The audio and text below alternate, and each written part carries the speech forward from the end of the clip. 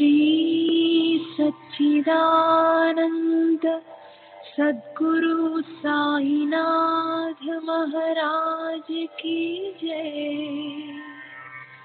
सद्गुरु श्री साईनाथुनि शरद बाबूजी की जय।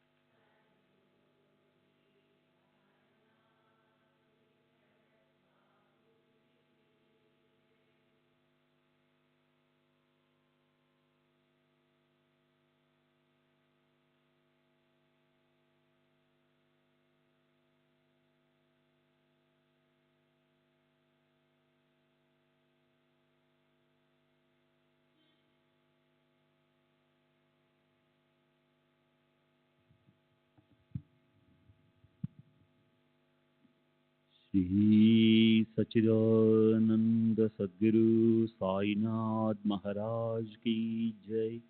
सद्गुरु श्री साईनाथ शरद बाबू जी की जय। శ్రీ సాయి భక్త అనుభవ సంహిత ఎస్బి దోమాళ్. నిన్నటి తరువాయి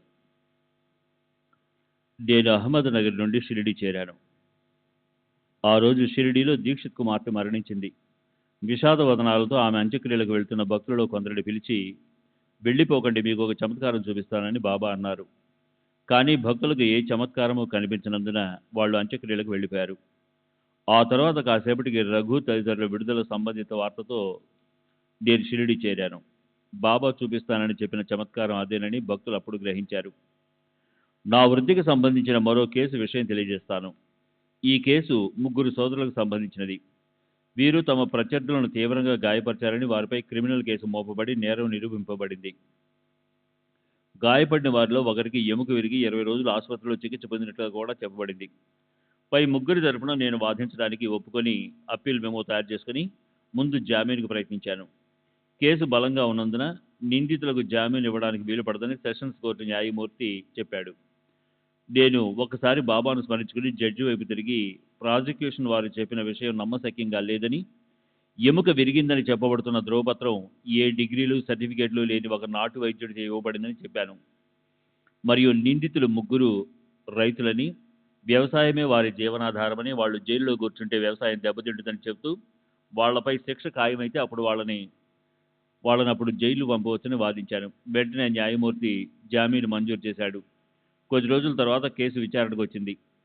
నేను వాదించబోయేది ఖైదీలను విడుదల చేసేందుకా లేక కేవలం క్షమాభిక్ష కొరకా అని పబ్లిక్ ప్రాసిక్యూటర్ నన్ను అడిగాడు. క్షమాభిక్షకైతే తాను వ్యతిరేకించనన్నాడు. తీర్పు బలంగా ఉన్నప్పటికీ బాబాపై భారం వేసి ఖైదీల విడుదల కోసమే వాదిస్తానని చెప్పాను. ఒక నాటు వైద్యుడిచే ఇవ్వబడిన ధ్రువపత్రాన్ని ఆధారం చేసుకుని ప్రమాదకరంగా గాయపరిచారని చెప్పడం సబబు కాదని వాదించాను. నేను శిక్ష రద్దు కొరకు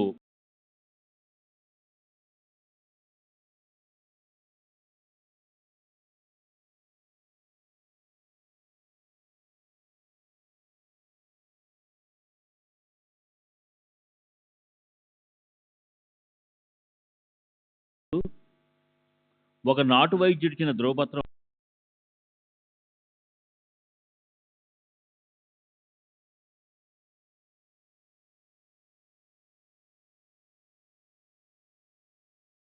దాంతో వాదన ముగిసింది. న్యాయమూర్తి అప్పీలుదారులను విడుదల చేశాడు. నా ప్రజా సంబంధిత కార్యక్రమాల గురించి మొదట చెప్పవలసింది ఏమంటే, నేను నాసిక్ జిల్లా లోకల్ బోర్డు అనధికార అధ్యక్షునిగా ప్రభుత్వంచే నియమించబడ్డాను. ఆ పదవిని నేను 1/11/1917 నుండి 13/5/1925 వరకు నిర్వహించాను.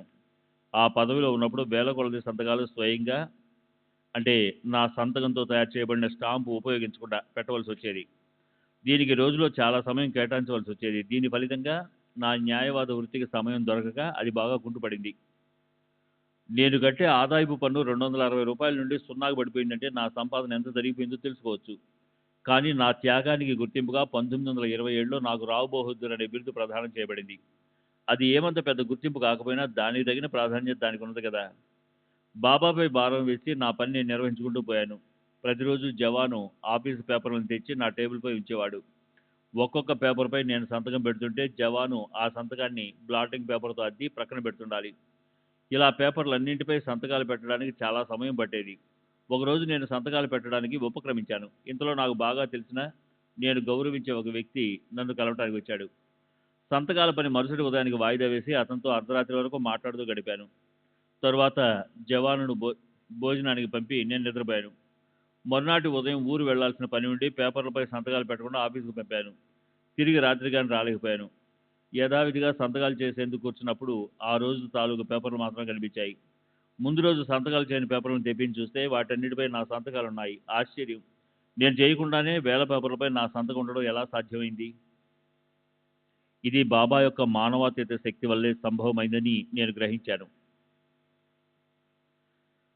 అలాగే బాబా చేసిన మరొక అద్భుత చర్య గురించి తప్పక చెప్పాలి. డిస్ట్రిక్ట్ లోకల్ బోర్డు అధ్యక్షునిగా ప్రాథమిక పాఠశాలలన్నీ నా ఆధీనంలోనే ఉండేవి.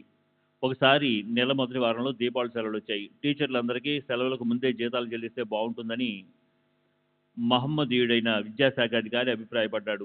మొదట నేను ఆ విషయం పెద్దగా పట్టించుకోలేదు. 2-3 రోజుల తర్వాత అతను అదే విషయం తిరిగి నాకు గుర్తు చేశాడు. నాకు అలా చేస్తే బాగుంటుందేమో అనిపించి అకౌంట్స్ ఆఫీసర్ను సంప్రదించాను. ప్రభుత్వం నుండి డబ్బు మంజూరు కాలేదని, అలాంటప్పుడు చెక్ పంపడం అభ్యంతరకరమని అతను చెప్పాడు. అందువల్ల నేనేమి చేయలేకపోయాను. మరలా విద్యాశాఖ అధికారి ఆ విషయాన్ని నా ముందుంచడంతో నేను అతని అభిప్రాయంతో ఏకీభవించి బాబా అనుమతి కోరదలిచాను. 2 చీటీలు వ్రాసి బాబా పటం ముందుంచి ఒక దానిని తీయించాను. జీతాలు చెల్లించమనే చీటీ వచ్చింది. నేను వెంటనే చెక్కు వ్రాయించి బ్యాంకుకు పంపి డబ్బు తెప్పించి టీచర్లందరికీ జీతాలు ఇచ్చాము. దీపావళి పర్వదినానికి ముందు జీతాలు ఇచ్చినందుకు అందరూ సంతోషించారు. అయితే అకౌంట్స్ ఆఫీసర్ అభ్యంతరాన్ని త్రోసిపుచ్చి చెక్కు పంపినందుకు ఏమవుతుందని కొంచెం ఆందోళన పడ్డాను. కానీ బాబా దయ వలన ఏమీ కాలేదు. ఆ తర్వాత చాలా కాలానికి జరిగిన ఆడిట్లో ఈ విషయంపై అభ్యంతరం లేవనెత్తారు. దానికి భవిష్యత్తులో అలా జరగకుండా ఉండేందుకు గుర్తుంచుకోవడం అనేది అని నేను జవాబు రాసి పంపాను. అదంతటితో సమస్య పోయింది. శ్రీ సచ్చిదానంద సద్గురు సాయినాథ్ మహారాజ్ కీ జై. సద్గురు శ్రీ సాయినాథుని శరద్ బాబూజీకి జై.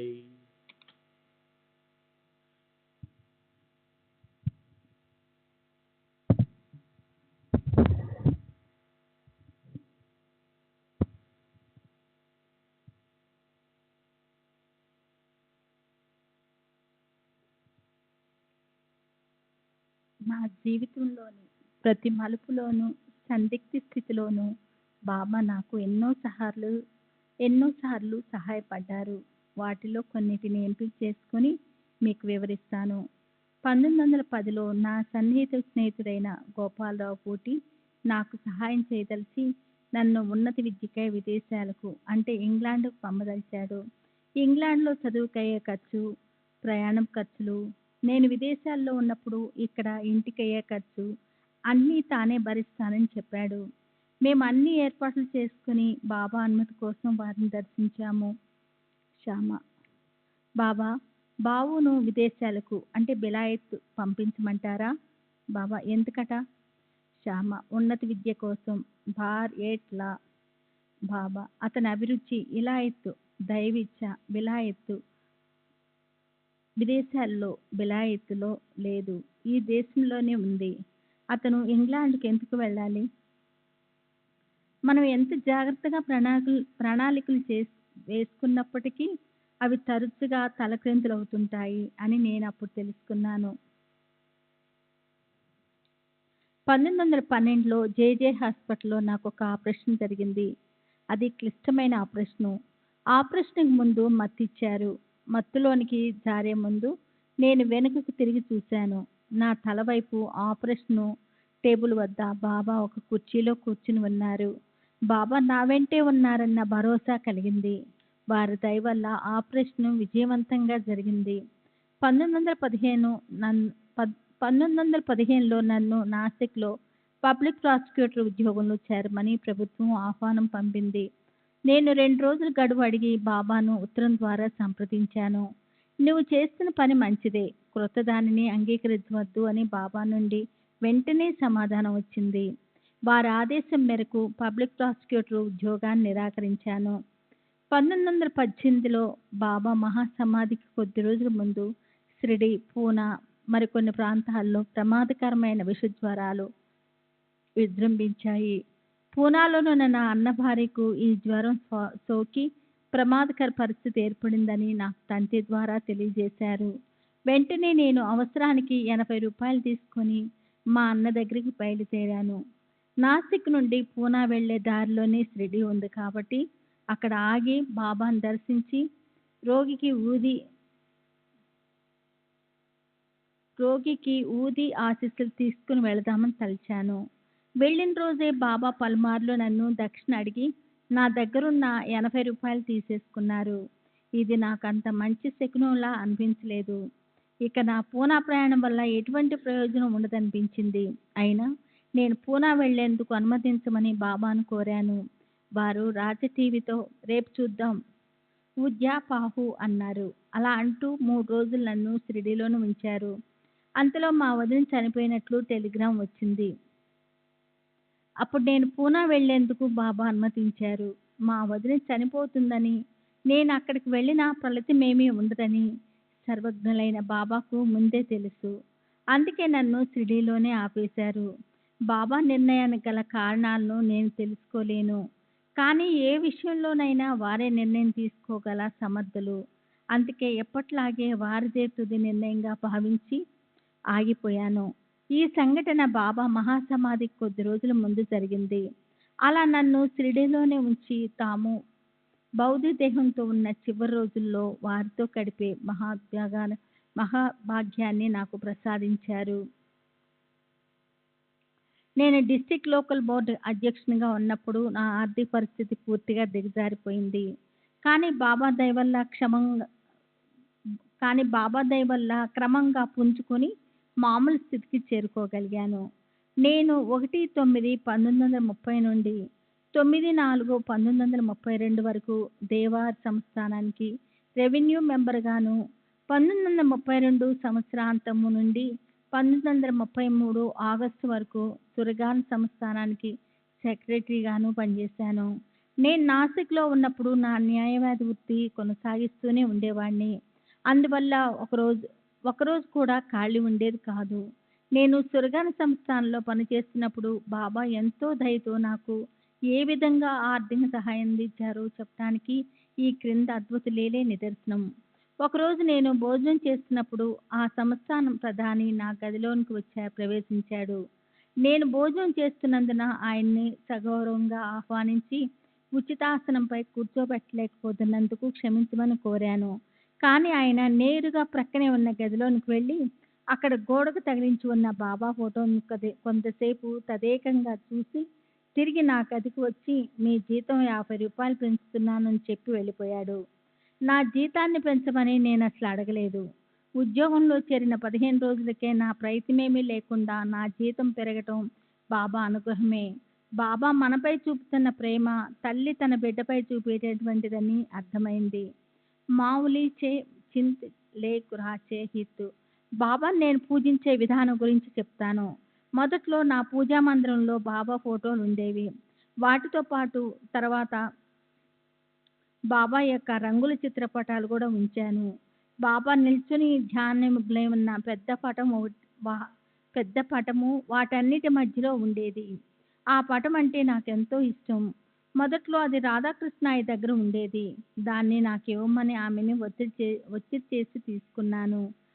ఈ ఇంటి నుండి ఆ పటాన్ని తీసుకుని మసీదు దారిలో వెళుతున్నప్పుడు బాబా నన్ను లోనికి పిలిచి నా చేతిలో ఉన్న పటాన్ని చూస్తూ ఏమిటది అని అడిగారు. ఇందులో మీరున్నారు అన్నాను. బాబా ఇటివ్వు అంటూ పటాన్ని తమ చేతిలోకి తీసుకొని దాన్ని ముందు వెనుక తదేకంగా చూసి తిరిగి ఇచ్చి ఉంచు అన్నారు. బాబా స్పృశించి ఇచ్చిన చిత్రపటాన్ని వారి చేతుల మీదుగా తీసుకుని పూజించుకోవాలనే నా కోరిక అలా నెరవేరింది. అంతేకాదు దాన్ని చూసినప్పుడల్లా బావు నాకు రాత్రంతా నిద్ర లేదు, నీ గురించి ఆలోచిస్తూ ఉండిపోయాను అని బాబా నాతో అన్న సందర్భం గుర్తుకొచ్చేది. బాబా నాకు ప్రసాదించింది కానుగ్గా భావించి దాన్ని భక్తితో పూజిస్తున్నాను. ఈ ఫోటోలన్నిటినీ నేను ఎక్కడికి వెళితే అక్కడికి నా వెంటే తీసుకుని వెళ్ళేవాడిని. నేను దేవార సంస్థానంలో పనిచేస్తున్నప్పుడు నాసిక్ దేవార్ల మధ్య ఎన్నోసార్లు ప్రయాణించవలసి వచ్చేది. ప్రతిసారి ఫోటోలను నా వెంట తీసుకెళ్ళటం చూసి దేవార్లోని మా వంటవాడు ఒకసారి కొన్ని ఫోటోలను ఇక్కడ ఉంచవచ్చు కదా అన్నాడు. అదే ప్రశ్న తర్వాత నాసిక్లోని నా సోదరుని కుమారుడు కూడా అడగటంతో అప్పుడు నేను ఆ విషయంగా బాబా నిర్ణయం ఏమిటో తెలుసుకోవాలని తలచి బాబా పటం ముందు చీటీలు వేసేవాడిని. అలా వేసిన ప్రతిసారి ఫోటోలన్నీ తీసుకెళ్ళమని సమాధానం వచ్చేది. నేను పవిత్రంగా భద్రపరచుకోవటానికి బాబా నాకు కొన్ని వస్తువులు ప్రసాదించారు. ఒకసారి నన్ను 2 రూపాయల దక్షిణ అడిగి తీసుకొని వాటిని తిరిగి నాకే ఇచ్చి వీటిని భద్రంగా దాచుకో, ఎవరికి ఇవ్వవద్దు, ఖర్చు పెట్టవద్దు. జాబోన్ తేవా కోణాలా దేవ్ నకో ఖర్చు కరో నకో అన్నారు. ఇంకోసారి అలాగే మరి 2 రూపాయలు ఇచ్చి పై విధంగానే ఆదేశించారు. ఒకసారి నేను బూటీ కలిసి బాబాను దర్శించాము. బాబా బూటీను 20 రూపాయల దక్షిణ అడిగారు. అతను సమర్పించాడు. కానీ ఆ మొత్తాన్ని బాబా నాకు ఇచ్చివేశారు. ఇంకోసారి బూటీ నేను కలిసి బాబాను దర్శించినప్పుడు బాబా బూటీని 30 రూపాయల దక్షిణ అడిగారు. అతను సమర్పించాడు. బాబా ఆ 30 రూపాయలను తమ దోసిల్లో తీసుకొని దోసిలి మూసి క్రిందికి పైకి ఆడించి వాటిని తమ 2 గుప్పిళ్ళలోకి తీసుకొని ఒక గుప్పిడి నాకు మరో గుప్పిడి బూటీకి ఇచ్చారు. మేము వాడాకెళ్ళి వాటిని లెక్కిస్తే సరిగ్గా 15 రూపాయలున్నాయి. ఆశ్చర్యపోయాము. ఇవే కాకుండా వివిధ సందర్భాల్లో బాబా నాకు మరో 30 రూపాయలు ఇచ్చారు. అలా బాబా నాకు ఇచ్చిన మొత్తం 69 రూపాయలైంది. వీటిని బాబా నాపై చూపిన ప్రేమకు జ్ఞప్తికలుగా మాత్రమే కాక నాకు అదృష్టాన్ని తెచ్చిపెట్టి దివ్యమైన నాణ్యాలుగా భావించి చాలా జాగ్రత్తగా దాచుకున్నాను. శ్రీ సచిదానంద సద్గురు సాయినాథ్ మహారాజ్ కీ జై. సద్గురు శ్రీ సాయినాథ్ శరత్ బాబూజీ కీ జై.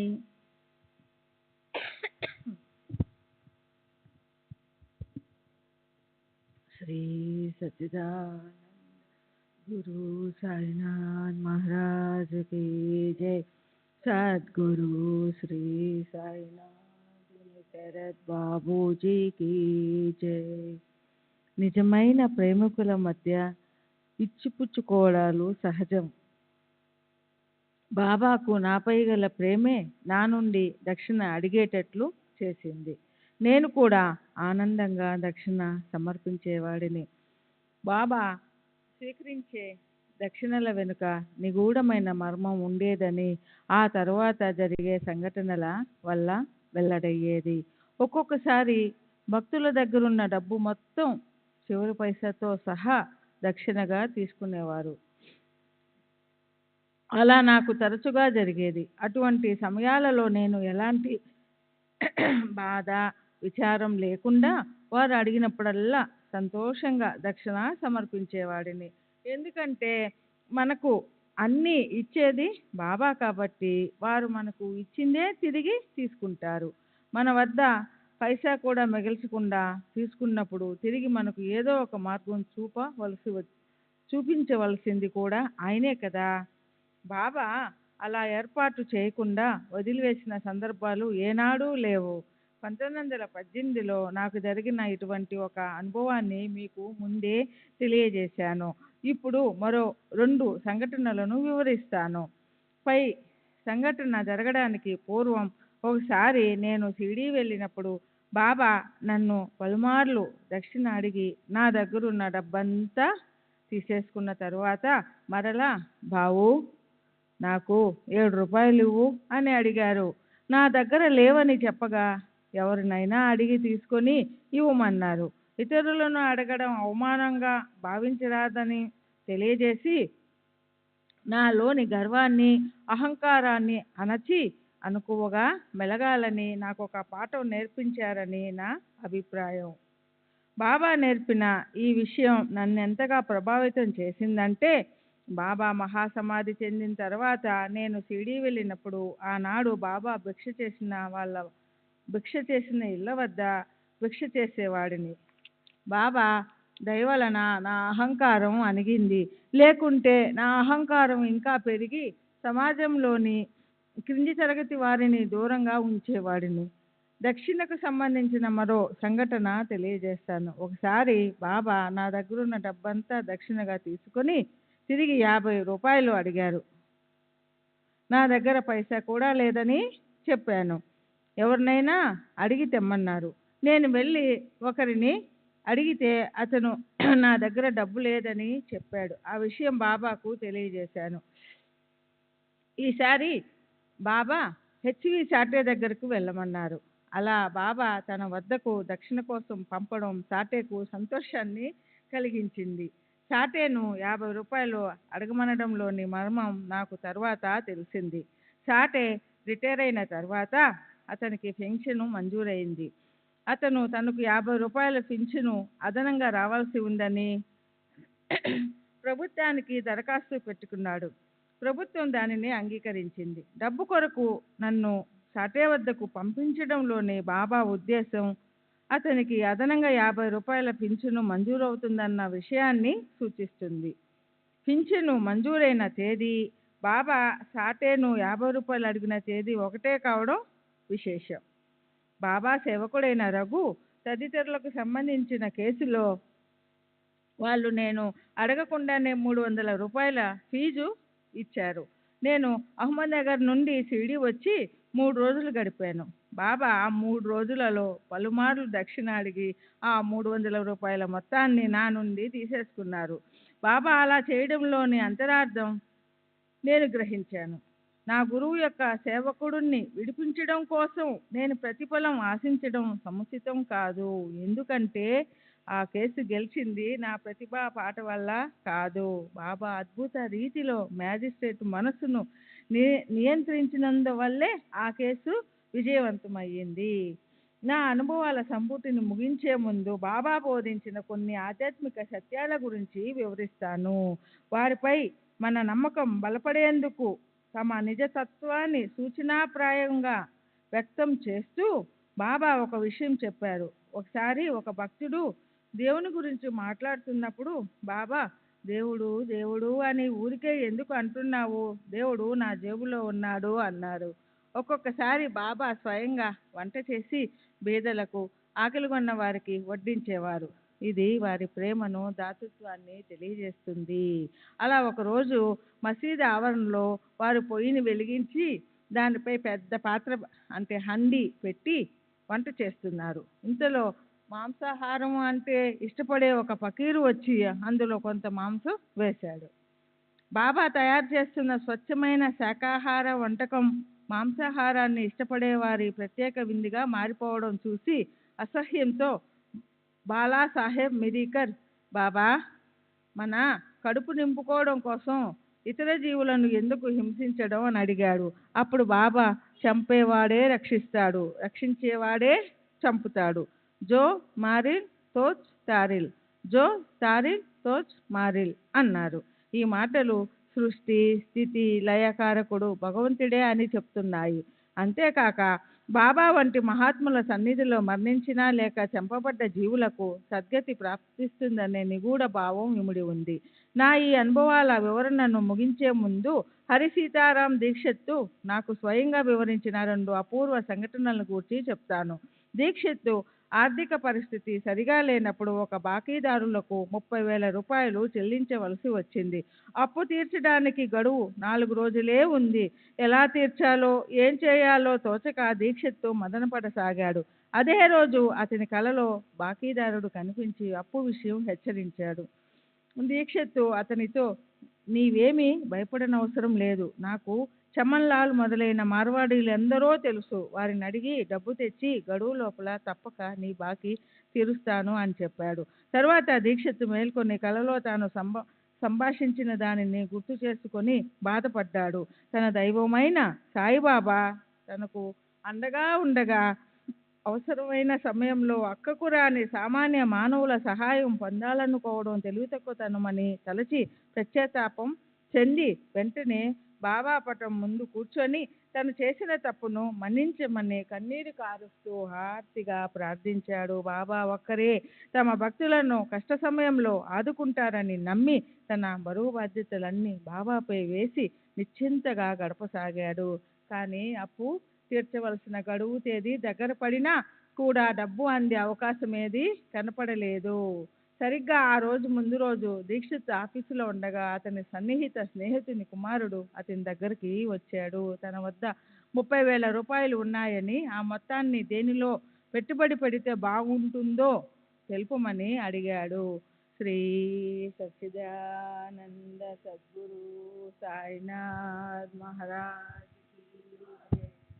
సద్గురు శ్రీ సాయినాథుని శరత్ బాబూజీకి జై. దీక్షిత్ పెట్టుబడులు, వాటి సాధక బాధకాలు గురించి వివరించాడు. ఒకవేళ ఆ డబ్బును తన దగ్గర మదుపు చేసే ఆలోచన గనుక ఉంటే తనను చివరగా పరిగణలోనికి తీసుకోమని, అతని తండ్రితో ఉన్న సాన్నిహిత్యాన్ని ఆధారంగా చేసుకుని లాభపడాలనే ఉద్దేశం తనకి ఎంతమాత్రం లేదని చెప్పాడు. ఇంకా ప్రస్తుతం తన ఆర్థిక పరిస్థితి దృష్ట్యా ఆ డబ్బును గడువు లోపల బహుశా తిరిగి చెల్లించలేకపోవచ్చని కూడా నిస్సంకోచంగా చెప్పాడు. ఇదంతా విని ఆ వ్యక్తి ఏమాత్రం భయపడకపోగా అంత నిజాయితీగా ఉన్న విషయాలు ఉన్నట్లుగా చెప్పడం వల్లే దీక్షిత్తుకు ఆ డబ్బు ఇవ్వాలని నిర్ణయించుకున్నాను అని చెప్పాడు. పితృ సమానులకు కష్ట సమయంలో సహాయం చేయకపోవడం భావ్యం కాదన్న భావంతో ఆ డబ్బు దీక్షిత్ స్వీకరించవలసిందే అని పట్టుపట్టాడు. ఆ డబ్బు తీసుకుని దీక్షిత్ గడువులోగా అప్పును తీర్చగలిగాడు. తమను సంపూర్ణంగా నమ్మిన వారిని బాబా తప్పక ఆదుకుంటారనే దానికి ఇది ఒక ఉదాహరణ.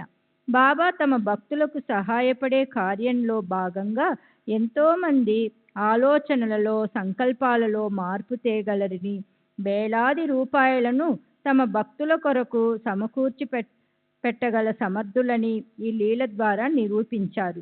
దీక్షిత్ తమ్ముడు సదాశివ్ BA LLB చదివి న్యాయవాది వృత్తిని చేపట్టాడు. మొదట నాగపూర్లోను, తరువాత బొంబాయి, ఖాన్వాలలో ప్రాక్టీసు చేసినా ఎక్కడా రాణించలేకపోయాడు. దీక్షిత్ బాబా ముందు చీటీలు వేశాడు.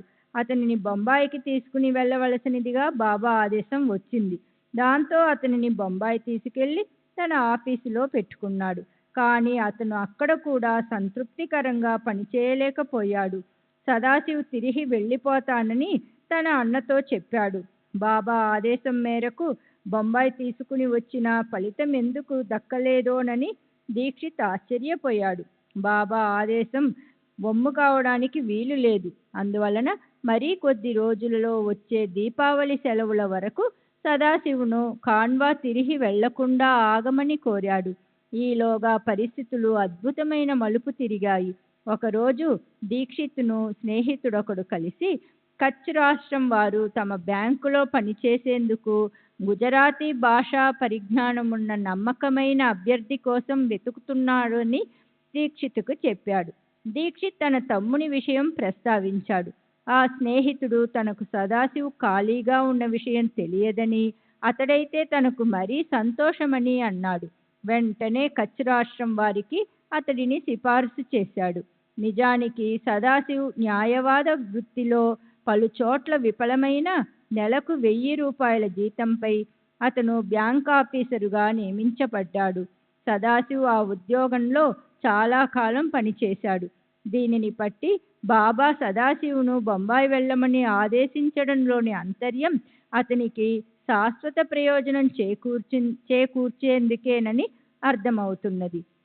సెప్టెంబర్ 13వ తేదీ 1936 దాన శాంతారాం బల్వంత్ నాచ్నే దహనూకర్ హెడ్ గుమాస్తా తాలూకా మెజిస్ట్రేటు కోర్టు కుర్లా కాయస్థ ప్రభు. 1923లో సాయిలీలా మాసిక్ మాసపత్రికలో నా అనుభవాలు కొన్ని ప్రచురింపబడ్డాయి. ఈ పత్రికను అన్ని తరగతుల ప్రజలు చదువుతారనే అభిప్రాయం ఉంది. కాబట్టి సామాన్య ప్రజలు విశ్వసించని, అర్థం చేసుకోలేని, వారి అవగాహనకు అందని విషయాలను చెప్పకుండా సంగ్రహంగా నా అనుభవాలను తెలియజేస్తాను. చాలా కాలం అయినప్పటికీ నా అనుభవాలన్నింటినీ గుర్తుకు తెచ్చుకునేందుకు ప్రయత్నించి చెప్పగలిగినవన్నీ పూర్తి వివరాలతో మీకు తెలియజేస్తాను. 1923 తరువాత నాకు కలిగిన అనుభవాలు కూడా చెబుతాను. 1909లో జరిగిన కొన్ని సంఘటనలకు శ్రీ సాయిబాబాకు సంబంధం ఉన్నట్లుగా అప్పట్లో అనిపించలేదు. బొంబాయిలోని బజేకర్ హాస్పిటల్లో మా అన్నగారికి గొంతు దగ్గర ఆపరేషన్ చేయవలసి వచ్చింది. మేమందరము ఆ ఆపరేషన్ విషయమై మదన పడుతూ ఆదుర్దాగా ఉన్నాము. అప్పుడు నేను దహనూలో ఉన్నాను. మా ఇంటికి ఒక సాధువు వచ్చి 2 రొట్టె ముక్కలుంటే పెట్టమని అడిగాడు. మేము అతనిని లోనికి ఆహ్వానించి సాదరంగా కూర్చోబెట్టి భోజనం వడ్డించాము. మా వదిన గారు ఆ సాధువుకు అన్ని పదార్థాలు వడ్డించింది, కానీ సాధువులకు వడ్డించతగనిది కాదని తలచి బెండకాయ కూర వడ్డించలేదు. అయితే ఆ సాధువు ప్రత్యేకంగా ఆ కూరని అడిగి పెట్టించుకొని తిన్నాడు. భోంచేసిన తరువాత ఆయన మమ్మల్ని అందరినీ ఆశీర్వదించి హాస్పిటల్లో ఆపరేషన్ విజయవంతంగా జరిగిందని చెప్పాడు. అదే రోజు నా స్నేహితుడు హరిబాబు మోరేశ్వర్ పాన్సే సాయిబాబా కృప వలన అంతా చక్కగా జరుగుతుందని అన్నాడు. నేను సాయిబాబా పేరు వినడం అదే మొదటిసారి. అప్పుడు నాకు బాబా గురించి ఏమీ తెలియదు, కానీ పాన్సేకు తెలుసని స్పష్టమయ్యింది. మా నాన్నగారు సాయంత్రం బొంబాయి నుండి వచ్చి ఆపరేషన్ పూర్తి అయిందని, ప్రమాదం ఏమీ లేదని తెలిపారు. ఆపరేషన్ తరువాత ఒక సాధువు వచ్చి ఆపరేషన్ జరిగిన శరీర భాగంపై తమ హస్తముంచి అంతా మంచే జరుగుతుందని ఆశీర్వదించి వెళ్ళిపోయారని కూడా చెప్పారు. మా అన్నగారి ఆపరేషన్ విజయవంతమై వారు త్వరలోనే కోలుకుని ఆరోగ్యవంతులయ్యారు. శ్రీ సచ్చిదానంద సద్గురు సాయినాథ్ మహారాజ్ కీ జై. సద్గురు శ్రీ సాయినాథుని శరత్ బాబూజీ. శ్రీ సచ్చిదానంద సద్గురు సాయినాథ్ మహారాజ్ కీ జై. సద్గురు శ్రీ సాయినాథుని శరత్ బాబూజీకి జై. అదే సంవత్సరము మా నాన్నగారు దాస్గన్ చేసిన సంకీర్తనకు హాజరయ్యారు. ఆ కీర్తనలో సాయిబాబా సాక్షాత్తు దత్తాత్రేయుని అవతారమని, అద్భుత శక్తిమంతులని, అత్యంత కరుణామూర్తులని దాస్గన్ మహారాజు వర్ణించడం జరిగింది. ఆ తర్వాత మేము సాయిబాబా ఫోటోను తెచ్చుకొని ప్రతి దినము సాంబ్రాణి కడ్డీలు వెలిగించి పూజించే వాళ్ళము. నేను 1912లో మొదటిసారిగా షిరిడి వెళ్ళాను. అప్పటికి నేను రెవెన్యూ సబ్ ఆర్డినేట్ పరీక్షలు వ్రాసి ఉన్నాను. ఫలితాలు వచ్చే ముందు శంకర్, బాలకృష్ణ వైద్య, అచ్యుత దాతే అను 2 స్నేహితులతో కలిసి షిరిడి బయలుదేరాను. మేము రైలులో ప్రయాణించి కోపర్గాం స్టేషన్లో దిగాము. మేము సాయిబాబాను దర్శించడానికి వెళుతున్నామని తెలుసుకున్న స్టేషన్ మాస్టర్ సాయిబాబా తన గారడి విద్యలతో ప్రజలను ఆకర్షించే మోసగాడని, ఆయనకు లేని గౌరవాన్ని ఆపాదిస్తున్నారని నోటికొచ్చినట్లు వాగాడు. సాయిబాబాపై అతని ప్రేలాపన మా మనసులను ఎంతో కలతపరిచింది.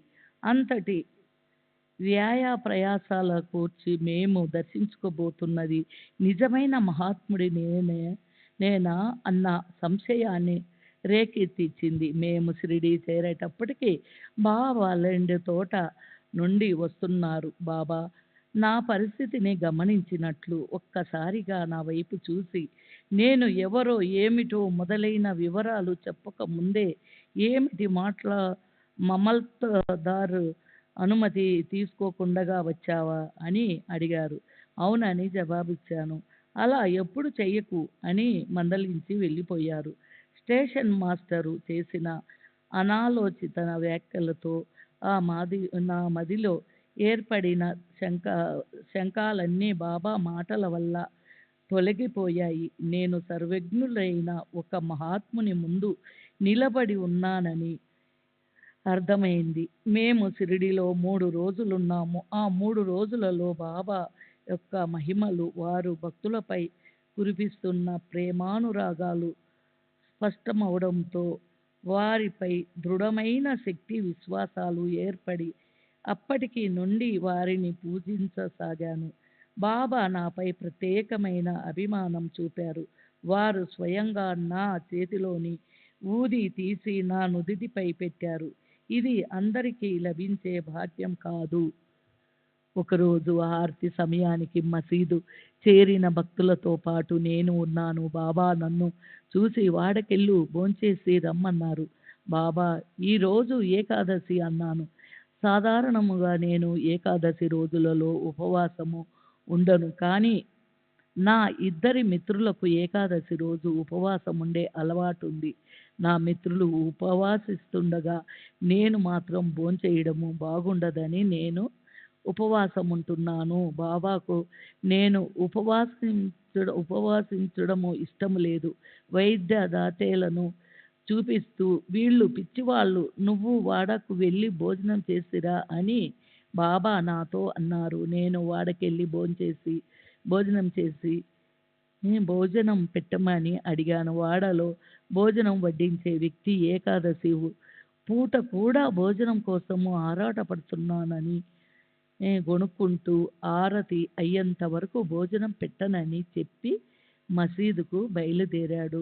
నేను అతని వెంటనే వెళ్ళాను. నన్ను చూస్తూనే భోజనం చేశావా అని బాబా మళ్ళీ అడిగారు. బాబా ఆర్తి వేళ అయింది కదా, ఆర్తి అయిన తర్వాత భోజనం చేస్తాను అన్నాను. కానీ బాబా పట్టుబట్టి, ఆర్తి ఆగుతుందిలే, నువ్వు భోజనం చేసి వచ్చిన తర్వాతే మొదలవుతుంది, వెళ్ళిరా అని ఆదేశించారు. భోజనశాల తను ఇక తప్పనిసరి నాకు భోజనం పెట్టాడు. నేను భోంచేసి మసీదుకు తిరిగి వచ్చాను. అదే సమయానికి మావుసి పిన్నమ్మ లేక పెద్దమ్మ అనే భక్తురాలు బాబాకు తాంబూలం బీడా సమర్పించింది.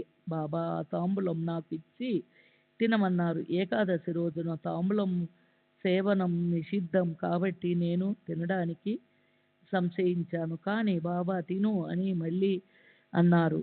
నేను తాంబూలం వేసుకొని నమలసాగాను. ఆ తర్వాతే ఆర్తి మొదలైంది. ఆర్తి అయిన తర్వాత బాబా నా వద్దకు 4 రూపాయలు వైద్య వద్ద 16 రూపాయలు దక్షిణ తీసుకున్నారు. తదే బాబాకు దక్షిణ సమర్పించాలనుకోలేదు. కానీ బాబా అతనిని దక్షిణ అడగలేదు. అప్పుడు ఒక మార్వడి బాలిక బాబాను సమీపించి నారింజ పండు కావాలని అడిగింది. తన అల్పాహారం ఫరల్ కొరకు కొన్ని నారింజ పండ్లు వాడలో దాచుకొని మిగతా వాటిని బాబాకు సమర్పించాడు.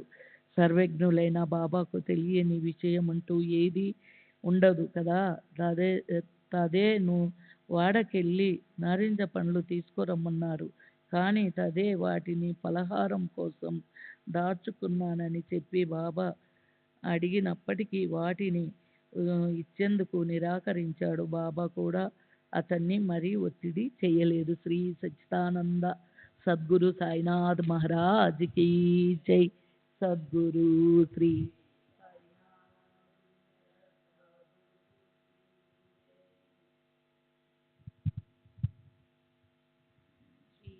सच्चिदानंद सद्गुरु साईनाथ महाराज की जय. सद्गुरु श्री साईनाथ निशरत बाबूजी की जय. మేము షిరిడీలో ఉన్నప్పుడు నా పట్ల నా కుటుంబం పట్ల బాబా ఎంతో అభిమానం చూపారు. ఒకసారి హెచ్ఎస్ దీక్షిత్, జోగ్ దాబోల్కర్ మొదలైన భక్తులు బాబా సమక్షంలో ఉండగా బాబా నన్ను చూపించి వాళ్లతో నేనొకసారి ఇతనింటికి భోజనానికి వెళ్ళాను. అప్పుడు ఇతడు నాకు బెండకాయ కూర వడ్డించలేదు అన్నారు. ఆ మాటలు వినగానే 1909లో మా అన్నగారికి ఆపరేషన్ జరిగినప్పుడు మా ఇంటికొచ్చిన సాధువు రూపం నా మనసులో మెదిలింది. అంటే మాకు తెలియకుండానే 1909 నుండే బాబా ఇతర సాధువుల రూపంలో మా కుటుంబాన్ని కాపాడుతూ వస్తున్నారని నాకు అర్థమయ్యింది. దహనులో సాధువు మా ఇంటికి వచ్చినప్పుడు మా వదిన ఆయనకు బెండకాయ కూర వడ్డించని సంగతిని అక్కడున్న దీక్షిత్, జోగు దాబోల్కర్లకు ఆ తర్వాత తెలియచేశాను. చిత్రమైన విషయం ఏమిటంటే ఆ రోజు మా ఇంటికి వచ్చిన సాధువుకు బాబాకు ఎలాంటి పోలికలు లేవు. అతను నల్లని రంగు పొడవైన గడ్డంతోనున్న హిందూ సాధువు. అతడు సాయిబాబా వలె కాక మీ వలె అంటే బివి నరసింహస్వామి గారి వలె ఉన్నాడు. అంతేకాక ఆపరేషన్ జరిగిన 2-3 రోజుల తరువాత దహన్లో అతనిని చూసి దగ్గరగా పరిశీలించాను కూడా. కొన్ని రోజుల తరువాత అతను దహను నుండి వెళ్ళిపోయినట్లున్నాడు. నాకు మళ్ళీ కనపడలేదు. కానీ బాబా 1912లో పలికిన మాటలను బట్టి బాహ్యంగా రూపురేఖలలో తేడాలున్నప్పటికీ వారే ఆ రూపంలో మా ఇంటికి వచ్చారని నిర్ధారణ అయ్యింది. నేను రాసిన డిపార్ట్మెంటల్ పరీక్షలో ఎటువంటి ఫలితం వస్తుందని బాబాను అడిగాను. అల్లా మాలిక్ అంటూ బాబా తమ వరద హస్తాన్ని నా తలపై ఉంచారు. నేను ఆ పరీక్షల్లో ఉత్తీర్ణుడయ్యాను. ఆ తొలి షిరిడీ యాత్రలో నా మనసులో బాబా పట్ల ముద్రించుకుపోయిన సద్భావనలు చెరిగిపోతాయేమో అనిపించే సంఘటన చివరి రోజు జరిగింది. ఆ రోజు ఉదయం మసీదులో బాబా కోపావేశాలతో ఊగిపోతున్నారు. వారి కనులు ఎర్రబారి ఉన్నాయి. వారి కోపానికి కారణం ఎవరికీ అంతుపట్టలేదు. 15 నిమిషాల పాటు అందరినీ భయభ్రాంతులను చేశారు. బాబాను సమీపించడానికి ఎవరూ సాహసించలేదు. స్టేషన్ మాస్టరు చెప్పినట్లుగా వారు పిచ్చివారేమో అన్న అనుమానం కలిగింది. కానీ కాసేపటికి వారు శాంతించి మామూలు స్థితికొచ్చారు. మేము వారి దగ్గరికి వెళ్ళి సెలవు కోరాము. బాబా ఊది ఇచ్చి వెళ్లేందుకు అనుమతినిచ్చారు. షిరిడీలో బాబా ప్రస్తావించిన విషయం అనగా నేను అనుమతి లేకుండా ఉద్యోగానికి హాజరు అయిన సంగతి మామలతాదారైన నా పై అధికారి బివి దేవ్ గారు గమనించారు. కానీ దైవానుగ్రహం వలన నాకు శిక్ష పడలేదు. ఇంకోసారి ఈ విధంగా చేస్తే మాత్రం శిక్షింపబడతానని హెచ్చరించి వదిలివేశారు. నేను అడుగకనే 1912లో బాబా మరో అనుభవాన్ని ఇచ్చారు. నేను ఠానా జిల్లాలోని దహనులో పనిచేస్తూ ఉండేవాడిని. గ్రామ ప్రాంతాల నుండి నగరానికి బదిలీ కావటం అంత సులభమేమీ కాదు. 1912లో నేను షిరిడీ వెళ్ళినప్పుడు బాబా ఉద్యోగానికి బొంబాయి రా అన్నారు. వారి ఆశీర్వాద ప్రభావం వల్ల నేను 1918లో బాంద్రాకు బదిలీ అయ్యాను. ఆ తరువాత నేను తరచుగా షిరిడీ వెళ్ళి బాబాను దర్శించేవాడిని. 1913లో ఒకసారి షిరిడీ బయలుదేరేటప్పుడు నా స్నేహితుడు హరిబాబ్ ఎం ఫాన్సే నన్ను కలిశాడు. అప్పుడు అతనికి ఆఫీసు డబ్బు దుర్వినియోగపరిచాడనే నేరంపై జైలు శిక్ష విధించి ఉన్నారు. అతను జామీనుపై బయటకొచ్చాడు. ఆ కేసు తాలూకు అప్పీలు ఆ రోజో లేక మర్నాడో విచారణకు వస్తుంది. ఫాన్సే తన తరపున బాబా సహాయాన్ని అర్థించమని నన్ను కోరాడు. నేను ఆపదలో ఉన్నానని, ఏ నేరము చెయ్యలేదని బాబాకు చెప్పు అన్నాడు. నేను షిరిడీ వెళ్ళి చావడిలో కాకడ ఆరతి జరుగుతున్నప్పుడు బాబాను దర్శించాను. వారు చాలా కోపంగా ఉన్నారు. నేను చెప్పక ముందే ఫాన్సే నన్ను కేసు విషయాన్ని బాబా ప్రస్తావిస్తూ, అతను అప్పీలుపై విడుదలవుతాడు, చింతించనవసరం లేదని చెప్పు అన్నారు. నేను షిరిడీ నుండి తిరిగి వచ్చిన తరువాత ఫాన్సేను కలిసి ఈ విషయం తెలియచేశాను. బాబా దయ వలన అతను అప్పటికే విడుదలైనట్లు నాకు చెప్పాడు. శ్రీ సచ్చిదానంద సద్గురు సాయినాథ్ మహారాజ్ కీ జై. సద్గురు శ్రీ సాయినాథుని శరత్ బాబూజీకి జై. అదే సంవత్సరం 1913 నేను షిరిడీలో ఉండగా బాబా ఒకరోజు, మనం పిచ్చివాళ్లను నమ్మకూడదు అన్నారు. ఇది అందరినీ ఉద్దేశించి చెప్పినదే కానీ నాకు ప్రత్యేకంగా చెప్పింది కాదని అనుకున్నాను. కానీ అది సాధారణ హితవాక్యం కాదని, నాకు ప్రత్యేకంగా చేసిన హెచ్చరిక అని 1914లో జరిగిన ఒక సంఘటన ద్వారా తెలిసింది. నేనప్పుడు దహనులో కోశాధికారిగా పనిచేస్తూ ఉండేవాణ్ణి. రామకృష్ణ బల్వంత్ ఫాస్నే అనే వ్యక్తి అక్కడ ఉండేవాడు. అతనికి మతి స్థిమితం లేదు. ఎవరికి ఏ హాని తలపెట్టనందున అతన్ని ఎవరూ పట్టించుకునేవారు కాదు. ఒకరోజు నా దినచర్యలో భాగంగా బాబా ఫోటోను, ఇతర దేవతామూర్తులను పూజిస్తున్నాను. మా పూజా గది సమీపంలో ఉన్న వంటింటి గుమ్మంలో ఆ పిచ్చివాడు నిలబడి ఉన్నాడు. అకస్మాత్తుగా అతను నా మీద పడి 2 చేతులతో నా మెడ పట్టుకొని, నీ రక్తం త్రాగేస్తాను అంటూ నా గొంతు కొరికేందుకు ప్రయత్నించాడు. నాకప్పుడు ఏం చేయాలో తోచక నా చేతికి అందిన ఉద్ధరణి తీసుకొని అతని నోట్లో గుచ్చాను. దాంతో పాటుగా నా చేతి వేళ్ళు అతని నోటిలోనికి వెళ్ళిపోయింది. అతను నా వేలును గట్టిగా కొరకసాగాడు. నేను మరో చేత్తో నా మెడను విడిపించుకునేందుకు ప్రయత్నించసాగాను.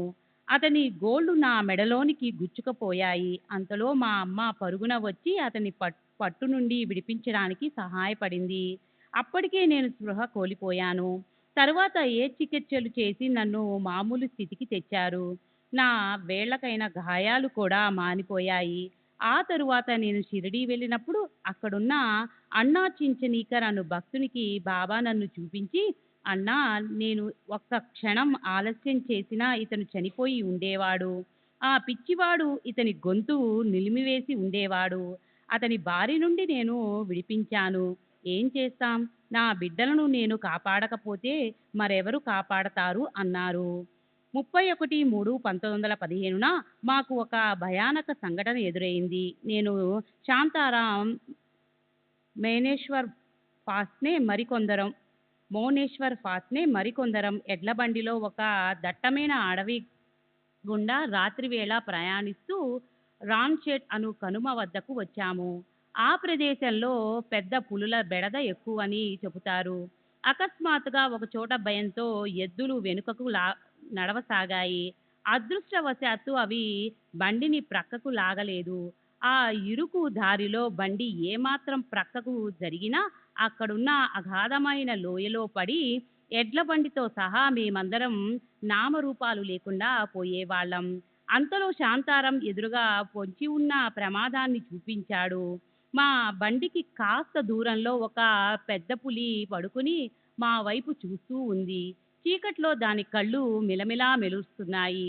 బండి లోయలో పడిపోయకుండా, చక్రాలు వెనక్కి వెళ్లకుండా అడ్డంగా పెద్ద రాయి గాని కర్ర గాని పెట్టేందుకది శాంతారాం ఫాస్నే క్రిందకు దిగదలిచి నన్ను బండి పగ్గాలు పట్టుకోమన్నాడు. నేను పగ్గాలు పట్టుకొని ఎలుగెత్తి, జై సాయిబాబా, పరుగున వచ్చి మమ్మల్ని కాపాడు అని అరిచాను. మిగిలిన వారు కూడా పెద్దగా అరిచి దానితో పులి భయపడి మా బండి ప్రక్క నుండి వెళ్ళిపోయింది. బాబా పై నాకున్న నమ్మకమే నాకు ధైర్యాన్నిచ్చి ఆ సమయంలో బాబాను ఎలుగెత్తి పిలిచేలా చేసి ఆ ప్రమాదం నుండి బయటపడవేసింది. శ్రీ సచ్చిదానంద సద్గురు సాయినాథ్ మహారాజ్ కీ జై. సద్గురు శ్రీ సాయినాథ్ సాయినాథుని శరత్ బాబూజీకి జై. పై సంఘటన జరిగిన తర్వాత అదే సంవత్సరం 1915 షిరిడీలు బయలుదేరాను. స్టేషన్లో విఎస్ సామంత్ అను భక్తుడు ఒక టెంకాయి 2 అణాలు ఇచ్చి ఆ 2 అణాలతో కలకండ కొని వాటిని బాబాకు సమర్పించమని కోరాడు. నేను షిరిడీ చేరి బాబాను దర్శించి టెంకాయను సమర్పించాను. కానీ సామంత్ ఇచ్చిన 2 అణాల విషయం పూర్తిగా మర్చిపోయాను.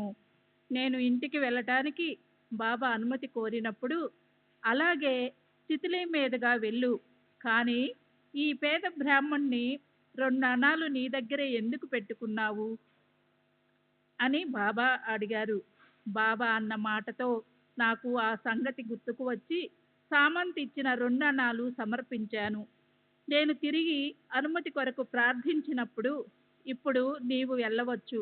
ఏదైనా పని చేస్తానని ఎవరి దగ్గరైనా ఒప్పుకుంటే దానిని బాధ్యతాయుతముగా నిర్వర్తించు, లేదా ఒప్పుకోకు అని నవ్వుతూ హితవు పలికారు.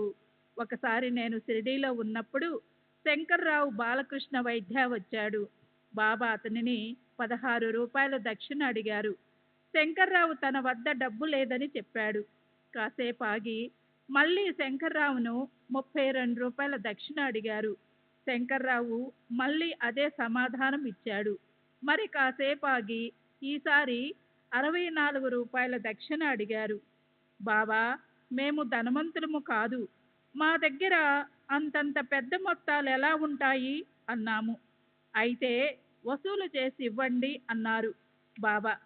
ఆ మాటలు బాబా త్రికాలజ్ఞతకు అర్థం పడతాయని మాకు తర్వాత తెలిసింది. ఎలాగంటే కొన్ని రోజుల తర్వాత బాబా అస్వస్థతకు గురి అయ్యారు. అప్పుడు నామ సప్తాహం జరిగింది. వచ్చిన వారందరికీ పెద్ద ఎత్తున అన్న సంతర్పణ జరిపేందుకు సందాలు సేకరించాల్సి వచ్చింది. దాబోల్కర్ ఆదేశానుసారం నేను, శంకర్రావు సందాలు వసూలు చేశాము. వసూలైన మొత్తం సరిగ్గా 64 రూపాయలు మాత్రమే. ఆ డబ్బు షిరిడీకి పంపాము. శ్రీ సచ్చిదానంద సద్గురు సాయినాథ్ మహారాజ్ కీ జై. సద్గురు శ్రీ సాయినాథుని శరత్ బాబూజీకి జై. ప్లేగు జ్వరంతో బాధపడుతున్న రావూజీ సకారాం వైద్య కుమారుడు మోరు కొరకు నేను బాబా ఊదీని ఇచ్చాను. ఊదీ మహిమతో జ్వరం తగ్గింది. తలాటీగా పనిచేసే పరశురాం అప్పాజీ నాచ్నే ఒక దీర్ఘ వ్యాధితో బాధపడేవాడు. కాస్త వైద్య పరిజ్ఞానం ఉన్న మా నాన్న మరికొందరు వైద్యులు చేసిన చికిత్సలు విఫలమయ్యాయి. కానీ బాబా పటం ముందు సాంబ్రాణి కడ్డీలు, అఖండ నేతి దీపం వెలిగించి ప్రార్థించడం ద్వారా అతని వ్యాధి నయమైంది.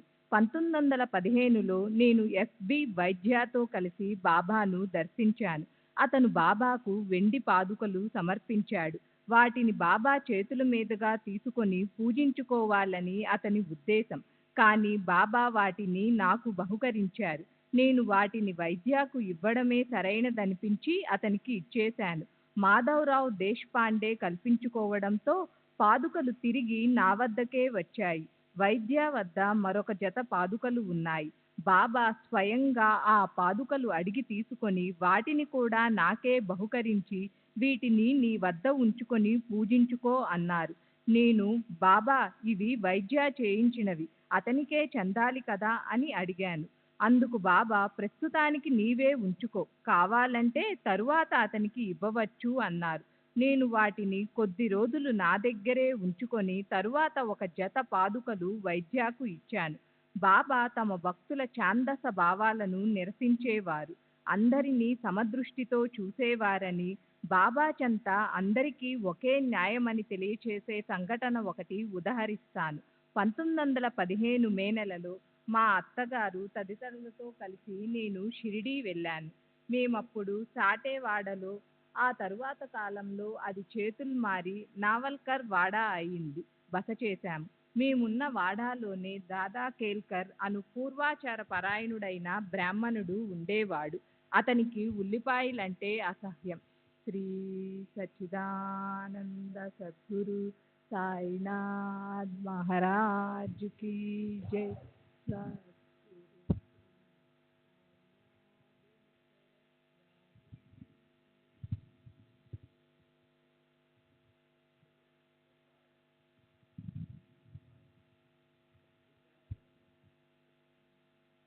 ఒకరోజు ఉదయం మా అత్తగారు వంటకు ఉల్లిపాయలు తరుగుతూ ఉంది. అది చూసి కేల్కరామ్ను దూషించాడు. మా అత్తగారు ఎంతో నొచ్చుకున్నారు. అలా జరిగిన కొన్ని గంటల తర్వాత కేల్కర్ మనవరాలు తీవ్రమైన కంటి నొప్పితో బాధపడసాగింది.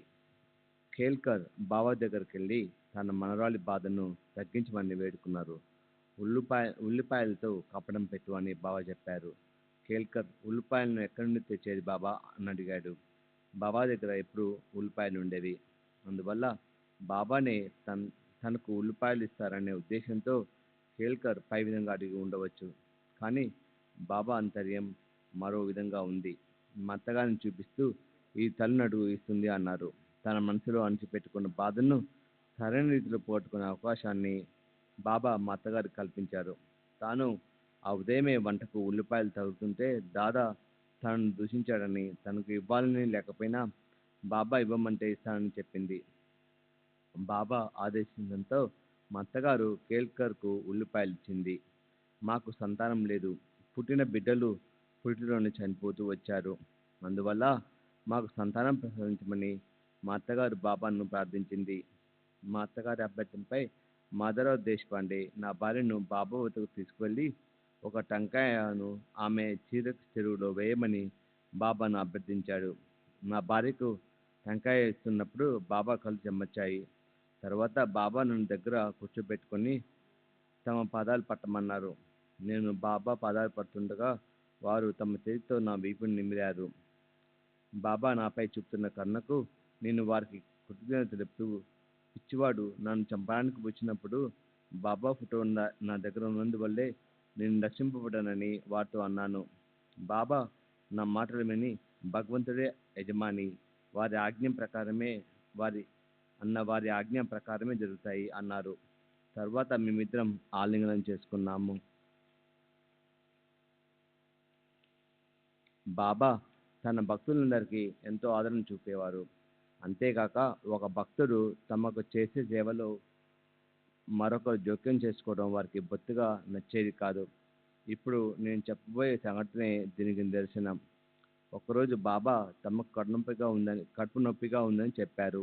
ఇంతలో మాన్సీబాయి ఒక ఇటుకను ఎర్రగా కాల్చి బాబా పొత్తి కడుపుపై పెట్టింది. 10 నిమిషాలు దాన్ని అలాగే ఉంచి తీసేసింది. బాబా కాళ్ళు మర్దన చేస్తున్నా నేను ఆమె సేవను చూసి అదొక క్రూరమైన చికిత్సగా అనుకున్నాను. తర్వాత ఆమె ఇటుకను తీసి తన శక్తినంతా ప్రయోగించి బాబా కడుపును నొక్కసాగింది. అది చూసి నేను ఓడలేక కాస్త నెమ్మదిగా వస్తూ బాబాకు బాధ కలుగుతుంది అన్నాను. బాబా వెంటనే పో అవతలికి అని నాతో గట్టిగా అన్నారు. నేను అక్కడి నుండి వెళ్ళిపోయాను. ఆ రాత్రి 8 గంటలకు నేను మసీదుకు వెళ్ళి నాకు ఉపదేశం ఇవ్వమని బాబాను ప్రార్థిస్తూ ఏ జపం చేసుకోమంటారు అని అడిగాను. వారు వెంటనే దేవపూర్ కోపర్గాం నుండి 20 మైళ్ళ దూరంలో ఉన్న గ్రామం వెళ్ళి అక్కడ నీ పూర్వీకులు పూజించిన శిలను పూజించుకో అన్నారు. దహనకు వెళ్ళి తరువాత బాబా మాటల్లోని అర్థం మా నాన్నగారిని అడిగాను. దేవాపూర్లోని విగ్రహాలను మా పూర్వీకులు పూజించిన విధానాన్ని మా నాన్నగారు ఇలా చెప్పారు. 5 తరాల మున్పు మా పూర్వీకుడైన బాబా ప్రయాగ్కు 60 సంవత్సరాల వయస్సు వరకు సంతానం లేదు. బాబా భగవత్ మహాత్ముని అనుగ్రహంతో కొంతమందికి సంతానం కలిగిందని తనకు తెలిసింది. బాబా భగవత్ ఏకనాథ్ మహారాజు గారి శిష్యుడు. వారు చాలా అరుదుగా త్రయంబక్లోని నివృత్తినాథ్ ఆలయానికి వస్తుండేవారు. అలా వచ్చినప్పుడు బాబా ప్రయాగ్ సంతానం కొరకు వారిని దర్శించగా ఆయన ఆశీర్వదించి ఒక టెంకాయను ప్రసాదించారు. శ్రీ సచ్చిదానంద సద్గురు సాయినాథ్ మహారాజ్ కీ జై. सद्गुरु श्री साईनाथ शरद बाबू जी की जय।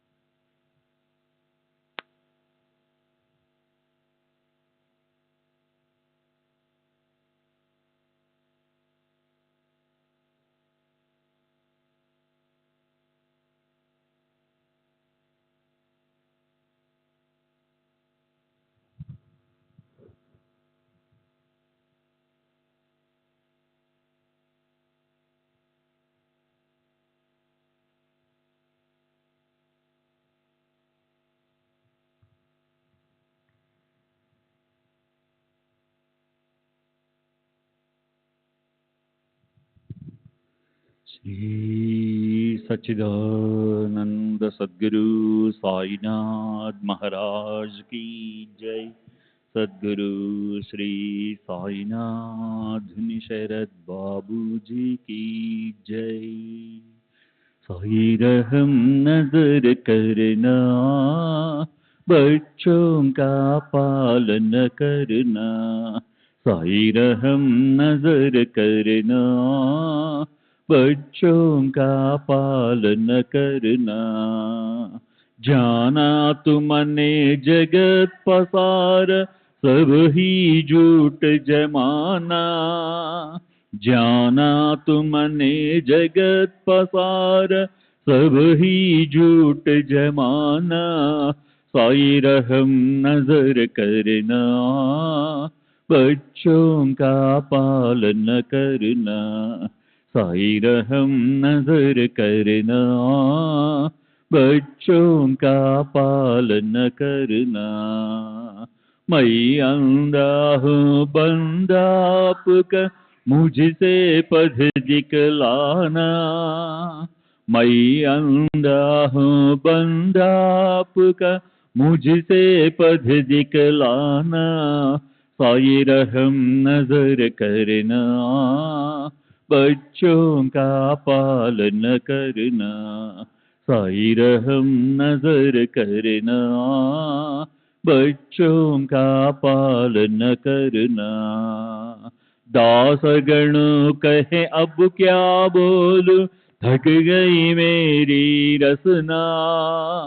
दास गण कहे अब क्या बोलूं, थक गई मेरी रसना। साई रहम नजर करना, बच्चों का पालन करना। साई रहम नजर करना, बच्चों का पालन करना। रहमो नजर करो अब मोरे साई, तुम बिना नहीं मुझे माँ बाप भाई।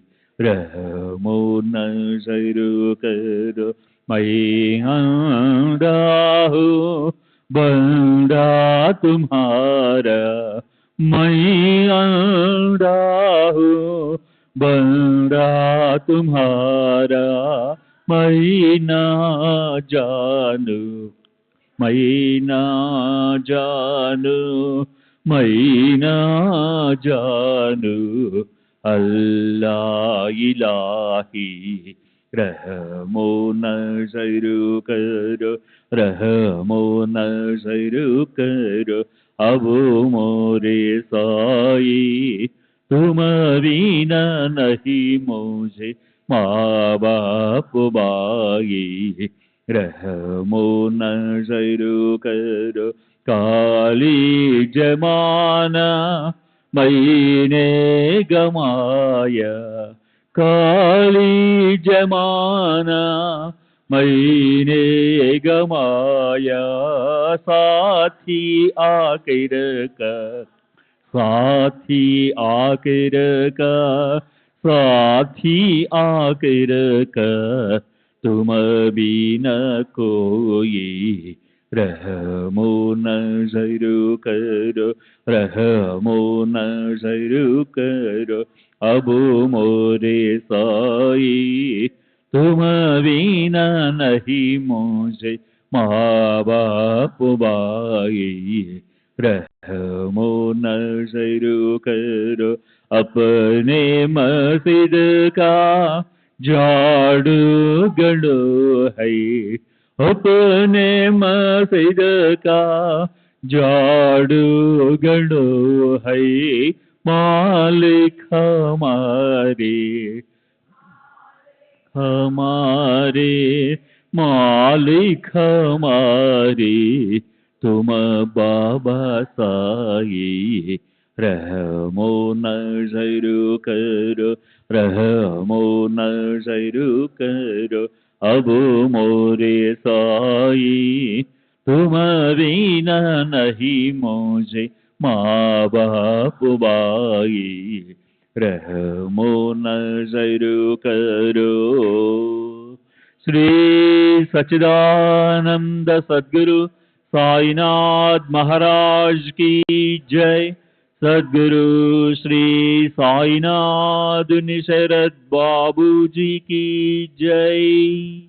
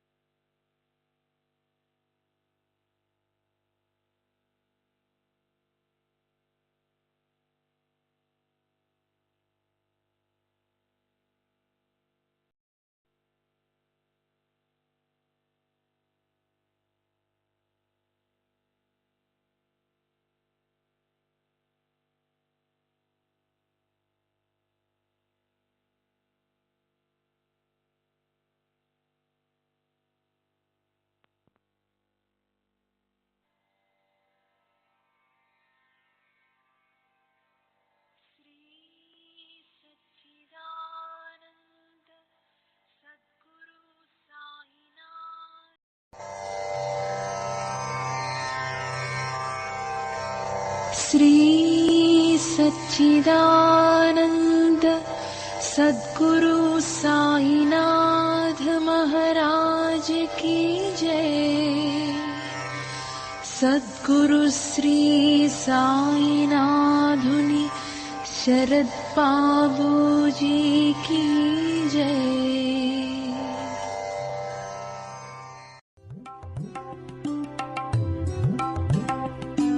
साई बाबा, साई बाबा, साई